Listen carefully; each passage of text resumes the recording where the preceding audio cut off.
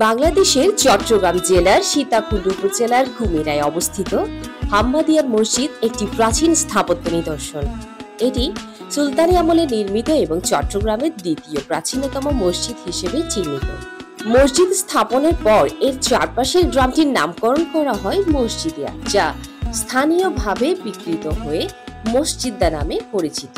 বাংলার শেষ হোসেন শাহী বংশের সুলতান গিয়াসউদ্দিন মাহমুদ শাহ 1533 থেকে 1538 শাসন আমলে তৎকালীন চাটগাঁও বন্দর শহর থেকে 12 থেকে 13 মাইল উত্তর পশ্চিমে 7 নং কুমিরা ইউনিয়নের মসজিদিয়া গ্রামে এই মসজিদ নির্মিত হয়।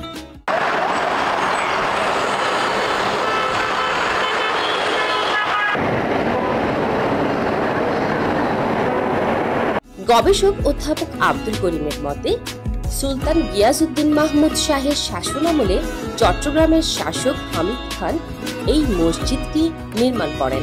প্রথম দিকে এই মসজিদ হামিদিয়া মসজিদ নামে পরিচিত ছিল, যা পরবর্তীতে স্থানীয় উচ্চারণে বিকৃত হয়ে হাম্মাদিয়ার মসজিদ নাম ধারণ করে। মসজিদটি এক গম্বুজ বিশিষ্ট বর্গাকার ইমারত। বাইরের দিকে প্রতি বাহুর দৈর্ঘ্য 6.34 মিটার। চার কোণায় সংযুক্ত 4টি চোঙাকৃতির গোলাকার বুরুজ রয়েছে। প্রতিটির উচ্চতা 6 মিটার। বুরুজগুলোর গাত্রে খোদিত দুটি দ্বারা অলঙ্কৃত দুটি বন্ধনী আছে, যা বুরুজগুলোর গঠনকে 3টি অংশে বিভক্ত করেছে। প্রতিটি বুরুজের মাথা ছত্রি দ্বারা আবৃত। মসজিদটির ছাদ ক্রমানুসারে বক্রাকারে তৈরি। এর উপরে স্থাপন করা হয়েছে কন্দাকৃতির একটি বড় গম্বুজ। গম্বুজটি মূল কাঠামোর চারদিকে 4টি স্কুইজের সাহায্যে নির্মিত অষ্টভুজের ওপর স্থাপিত। হাম্মাদিয়ার মসজিদ সুলতানি যুগের স্থাপত্য ও ঐতিহাসিক নিদর্শন হিসেবে বাংলাদেশের অন্যতম গুরুত্বপূর্ণ প্রত্নতাত্ত্বিক সম্পদ।